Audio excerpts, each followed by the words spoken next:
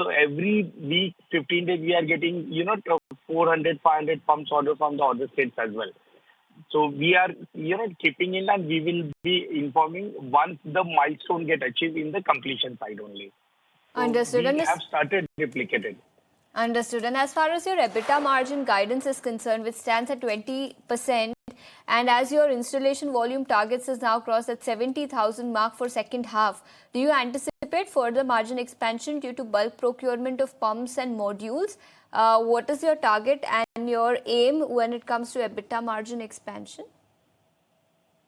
I would like to say that right now we are targeting to maintain the EBITDA margin and improvise. Exact number is going to be positive that we can see in the coming result expectedly.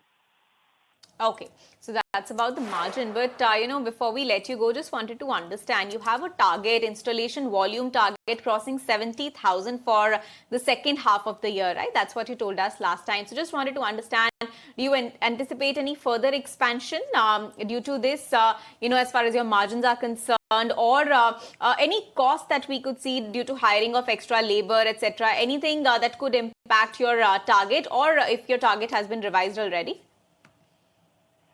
We keep very well asset-light modeling. So we have the costing also per piece basis. So anyhow, if the target also get increased, so it doesn't impact directly on the much more on the profitability side. And about the other geographic market, we have started very well into the solar rooftop business as well. So we are expecting to show the good results in the Q1 of coming financial year to the market. Since we are talking about results and you're telling us that the first quarter of FY27 will be very good, let's also talk about how you expect to end FY26. You have generated about 740 odd crores in revenue for the first half of this year, which is FY26. What will your full year target be for FY26 and of course for FY27 as well? See, right now I can say that we, as I've given the indication that around 70,000 odd pump we are going to install.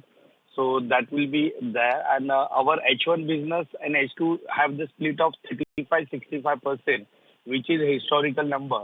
If we calculate it with this number also, the results are there to be very clear.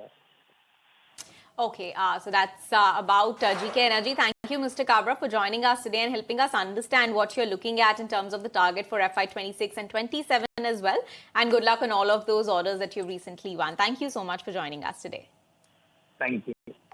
All right, then, before we wrap this edition of Midcap Masala, here's a quick look at how the markets are shaping up at this juncture. Nifty absolutely muted right now. 26,000, that's the level that it's managing to hold on to. Has seen a significant decline, trading close to the lowest point of the day, down about 53 points right now.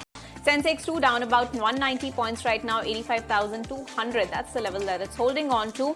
Nifty Bank too, a very muted day coming in for Nifty Bank, 59,136. That's where Nifty Bank is trading. But it's the broader end of the market which is actually doing better than the major indices. If you look at Nifty Mid Cap, it's trading well 116 points higher right now, 60,560. That's the level that it's holding on to. So yes, a good day coming in for Mid Caps. If you look at the top contributors, the likes of Hindustan Zinc, Rail Vikas Nigam, Solar Industries, Bharat Dynamics, SRF, all of these are the top contributors to Mid Cap. However, the ones limiting the upside include the likes of Coforge, Motilal Oswal and Oil India. So yes, good day coming in for the mid-cap space, even though the Nifty remains muted, Ashesha. Well, yes, perhaps markets are also in holiday mood, Kanishka, and that is likely to continue next week as well. But with that, it's a wrap on this edition of the show. Thanks so much for tuning in. Buy Now, Sell Now will come up next.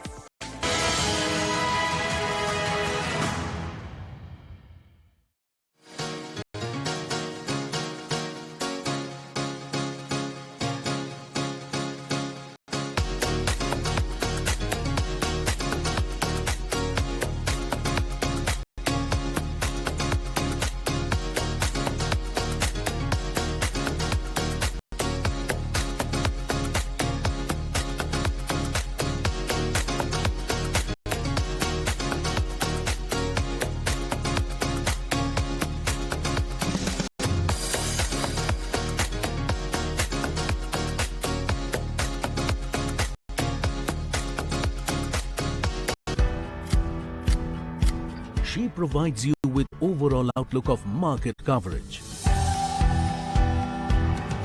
With her keen eye for detail and an expertise at insightful interviews, she brings clarity to the stock market and beyond. Ankita Saxena, only on ET Now.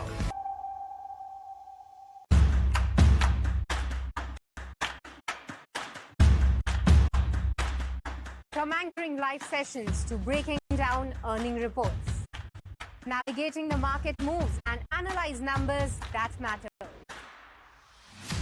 Going beyond management soundbites, asking the real questions to get you the real picture. Whether it's catching big news as it unfolds or reporting live from major events, I'm always where the action is. With a sharp focus on technical analysis, I help you analyze the market trends and their likely impact. My mission? To keep you ahead of the curve. Catch all this and more with me, Shrishti Sharma, only on ET Now.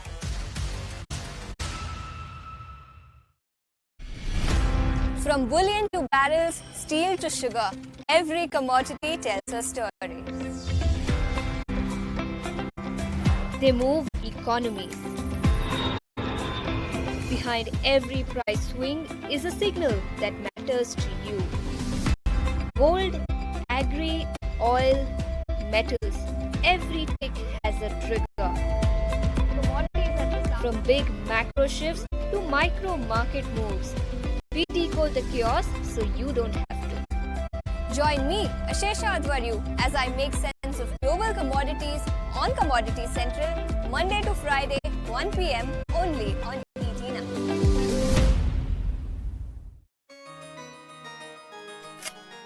From tracking India's consumption sector to decoding the biggest market trends, I connect the dots between data, decision, and disruption. From FMCG shelves to real estate skylines, from travel trends to consumer buzz, decoding what drives India's consumption engine. From tracking corporates, crunching data, and breaking it all down live, real time for you. If you take a look at the Nifty gainers today, markets don't wait, and neither do I. Catch me, Snehi Shah, from Monday to Friday on ET Now.